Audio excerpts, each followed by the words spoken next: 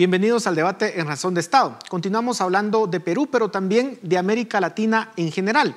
Y para ello tenemos a dos invitados, Roberto Wagner, internacionalista, y Philippe Chicola, politólogo y director del área política de Fundación Libertad y Desarrollo. A ambos, muchas gracias por estar en el debate de Razón de Estado. Roberto, quisiera empezar contigo. Pues obviamente ya el presidente Pedro Castillo tomó posesión en Perú. ¿Cuál es tu lectura de lo que va a suceder en el futuro con este país? ¿Cuáles son los escenarios que vislumbras? ¿Ves, por ejemplo, que Perú pueda convertirse en una Venezuela, ya que pues, muchos de los miembros del equipo del presidente Castillo pareciera que simpatizan con ese modelo? ¿Cuál es tu análisis? Bueno, yo creo que el columnista en el periódico Federico Bauer lo escribió muy bien cuando dijo en un momento dado cómo es posible que después de haber recibido tantas decenas de miles de venezolanos, los peruanos se decanten por una propuesta que, como bien dices, Paul, es, es similar, si no es que el socialismo del siglo XXI que vimos que se implementó en Venezuela bajo Chávez y se implementa bajo Maduro.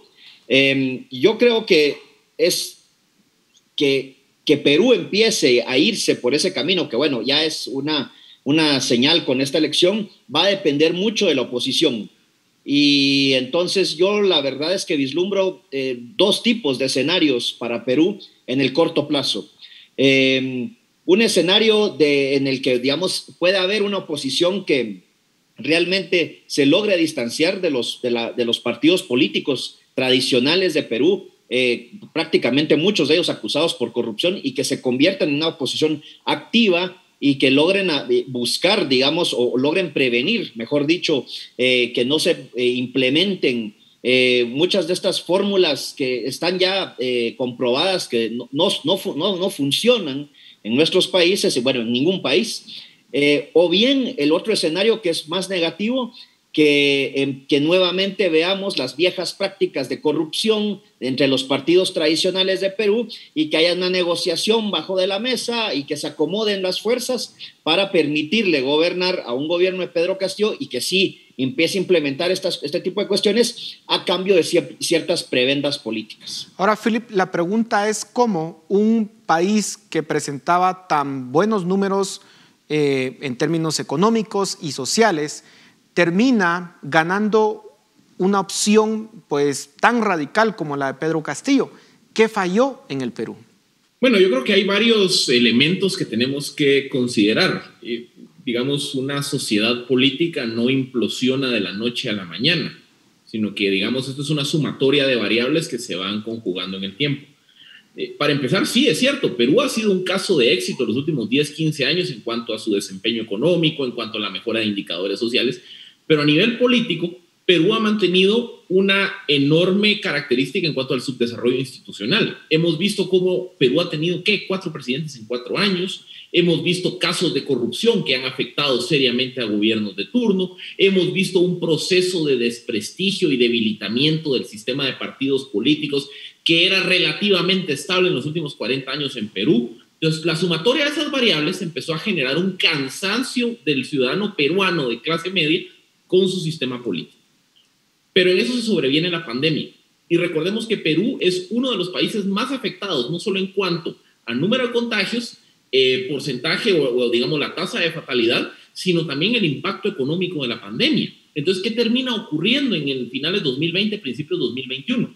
Ese enojo, ese, digamos, desapego, ese rechazo al sistema político tradicional por la corrupción, por la debilidad del sistema de partidos, por el rechazo a los cacicazgos tradicionales, se conjuga ahora con los problemas generados por la pandemia y termina generando una clase media que adopta, digamos, una mentalidad abierta a discursos antisistema, a discursos antiélite, a discursos de cambiar, digamos, las reglas del juego, de votar por algo distinto a los modelos partidarios tradicionales. Eso es lo que representó Pedro Castillo en la elección. Ojo, aquí no estamos evaluando su ideología, su promesa de política pública. Pedro Castillo se presentó como una opción de irle a poner un cartucho de dinamita al sistema político tradicional. Y por lo que hemos venido platicando, al peruano de clase media esa oferta le hizo sentido por el desgaste del sistema y por, digamos, los efectos negativos que se vivió en la pandemia. Digamos, la paradoja de la ecuación, como bien decía Roberto, es que están cayendo en una receta que ya hemos visto en varios países de América Latina, que es un fracaso. Pero en este contexto, Roberto, ¿cómo se da esa descomposición política precisamente en lo que mencionaba Philip, que es un crecimiento económico alto y mejoras en indicadores sociales? ¿Cómo en ese contexto de bonanza al mismo tiempo se está erosionando el sistema político? Porque el problema político del Perú no es de hace un año, hace 2 años, viene de mucho tiempo atrás. ¿Cómo se erosionó? Yo creo que aquí hay 2 elementos importantes. El primero es derribar ese mito de que el gobernante, el Estado, papá Estado, es el responsable de todo lo bueno que pasa en el país, o si no, de todo lo malo que pasa en el país. O sea, hay que ponerse a pensar también en lo que son el funcionamiento de gobiernos locales, las alcaldías, y el otro elemento también muy importante es, digamos, nuevamente, es la sociedad. O sea, la sociedad peruana, una sociedad trabajadora, una sociedad, digamos, que, o sea, un sector privado más dinámico. Son 2 mezclas de factores. No solo se trata de, digamos, de lo que sería específicamente el Ejecutivo.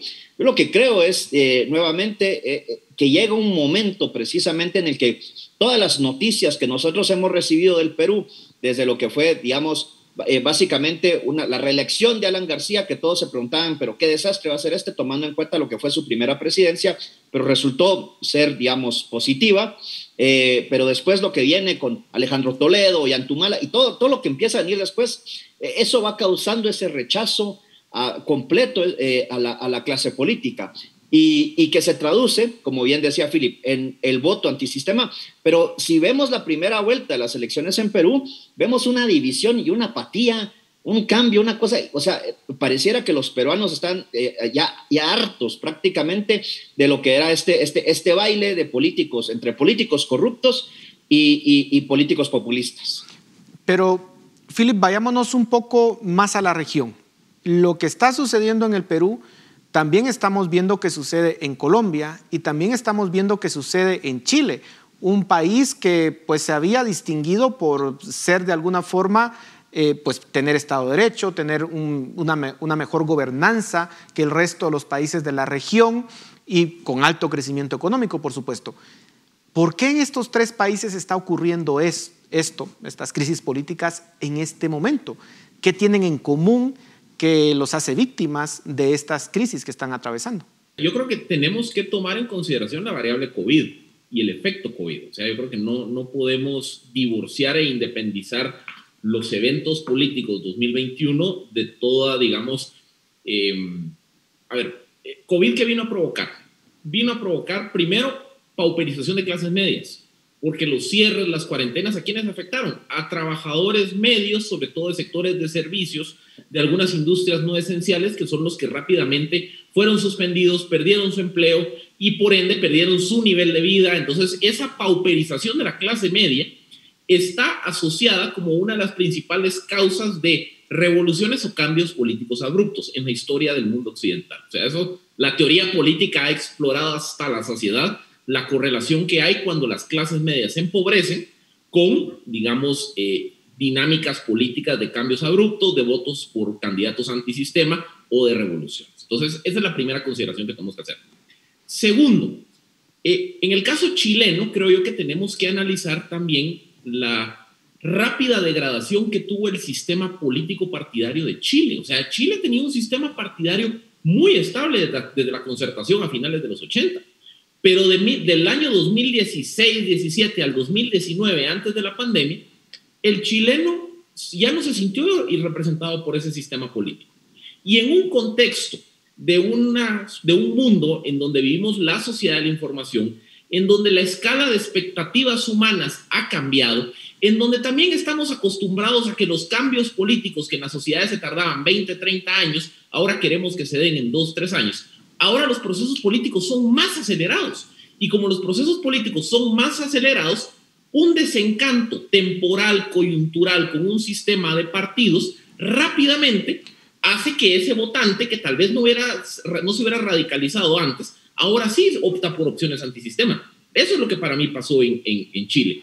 Y luego también, obviamente, hay intereses de actores que históricamente pues tratan, digamos, de volver, llamémosle, mercenarios del conflicto, que están siempre tratando de montarse sobre estos países que están viviendo crisis políticas coyunturales, sobre clases medias pauperizadas, y les tratan, digamos, de indoctrinar, vender un discurso antisistema, y los vuelven, digamos, un caldo de cultivo ideal para este tipo de movimientos. Entonces, por eso les digo, yo creo que tenemos que evaluar el impacto inmediato del COVID, las causales, llamémosles, más profundas, estructurales, de la decadencia y de la, llamémosle, de la molestia generada con el paso de los años con el sistema político, con una nueva dinámica social en donde si mi país no cambia o si el sistema no cambia en 2 meses o en 2 años, yo me radicalizo. Entonces creo que la sumatoria de variables es lo que nos explica cómo y hablemos, esto pareciera que es un polvorín. Hablemos precisamente de esa dinámica social.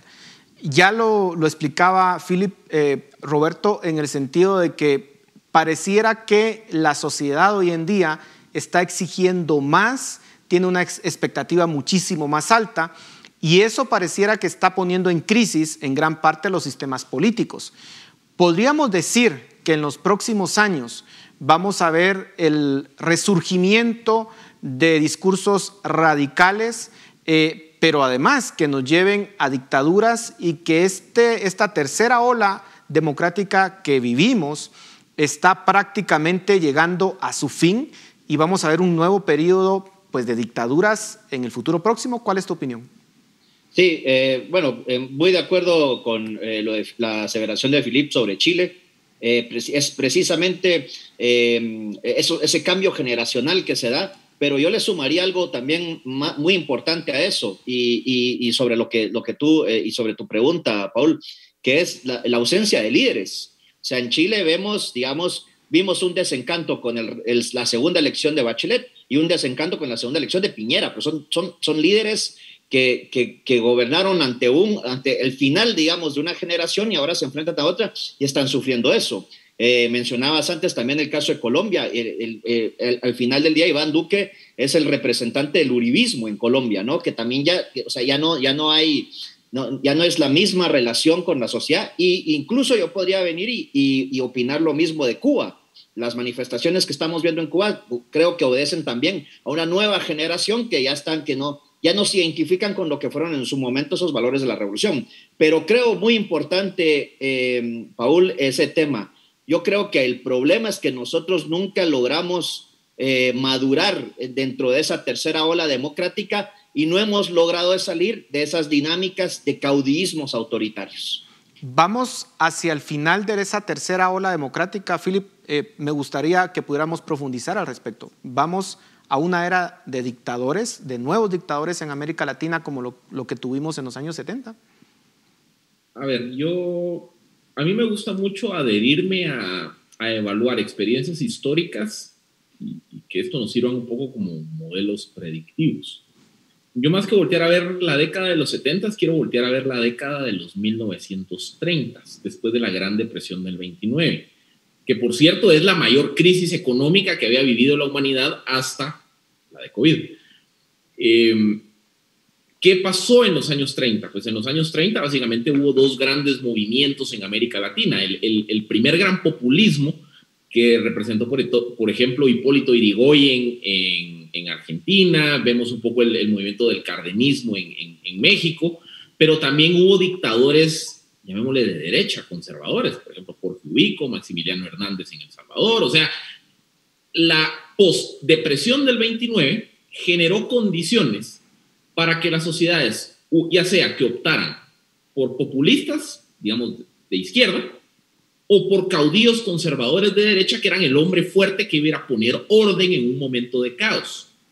A mí ese modelo me hace mucho sentido para lo que podríamos ver en América Latina en los siguientes años, porque estamos viendo que sí, por ejemplo, Chile, pues hay toda una amenaza populista, no solo en la elección de la Asamblea Constituyente, sino en la siguiente elección presidencial de fines de año. Vemos la experiencia inmediata de Perú. Pero volteemos a ver, por ejemplo, el caso salvadoreño. El caso salvadoreño es interesante porque no es un populista de izquierda, pero es alguien que está concentrando mucho poder en el cargo. Entonces, por eso les digo, a mí ese paralelismo de ver, digamos, como los dos extremos conviviendo en una época post-crisis, creo que puede servir para entender lo que puede pasar en América Latina en los siguientes 10 años. Nos quedan ya muy pocos minutos. Roberto, quisiera hacerte una pregunta y es, ¿estamos ante una nueva polarización ideológica? Porque después de los años 90 parecía que el modelo a seguir era el capitalismo, parecía que el comunismo pues ya había pasado de moda, había demostrado que había fracasado. Pero ahora pareciera que está de nuevo resurgiendo esa polarización ideológica de la Guerra Fría. ¿Es así o realmente la ideología no va a jugar un papel importante en las próximas décadas? No, yo creo que sí estamos ante una nueva polarización muy fuerte en diferentes partes del mundo. Pero también, siguiendo lo que también decía Philip, estoy muy de acuerdo. Eso es algo que van a aprovechar personas como un Nayib Bukele, que se presentan aideológicos, entre comillas, y que aprovechan a ser autoritarios, ¿no? El problema es ese divisionismo que no permite tender puentes, ¿no? Nos hemos ido otra vez a los extremos ideológicos que pueden ser aprovechados por líderes autoritarios de este tipo. Nos quedan 30 segundos, Philip, y quisiera cerrar contigo.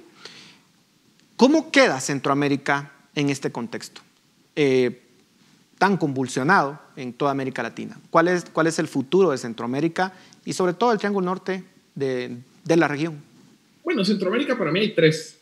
El Triángulo Norte, Guatemala, El Salvador y Honduras, que compartimos, digamos, el drama de países con debilidad institucional, corrupción, fuerte presencia del crimen organizado, y que ante la incapacidad de nuestras economías de generar oportunidades, nuestro principal producto de exportación, con mucha vergüenza, son seres humanos. Nicaragua es el ejemplo, llamémosle, de la finca de un caudillo, que originalmente, cuando fue electo por ahí en 2006, 2007, abandona su, digamos, ideología de izquierda tradicional, incluso entra en una simbiosis con la élite económica nicaragüense. Básicamente les dice, ustedes hagan negocios, yo hago política, pero con el paso del tiempo vimos que solo concentró poder y hoy le dio una patada a todos sus aliados. Y luego Costa Rica y Panamá, que para mí están en otra liga. O sea, Costa Rica y Panamá son dos referentes de estabilidad, crecimiento económico, o sea, no son dolor de cabeza. El Triángulo Norte es preocupante porque aquí las condiciones están dadas para cualquiera de los dos extremos que platicamos, que es populistas de izquierda, que terminan siendo el refugio de un electorado harto con un sistema que ya no le responde, o caudillos más conservadores que se vuelven, digamos, la vertiente del orden en momentos de caos. Por ejemplo, Guatemala es un caos político en los últimos 7 años. Honduras, caos políticos en los últimos 13 años. O sea, la idea que en estos países llegue el hombre fuerte, caudillo, a centralizar poder está muy a la vuelta de la esquina. Y si no, pues siempre está el riesgo del colapso institucional. Es que también nuestros países están explorando qué pasa cuando un sistema es capturado por actores, digamos, con intereses ilegítimos. Entonces, eso creo que es como las amenazas que se posan sobre el Triángulo Norte en los siguientes 10 años. Bueno, se nos terminó el tiempo, lamentablemente, pero sin duda alguna el futuro se plantea con muchos retos y vamos a ver cuáles de los escenarios que ustedes plantean finalmente se concretan. Pero muchas gracias por su análisis. A ustedes en casa, muchas gracias por su atención. Nos vemos la próxima semana.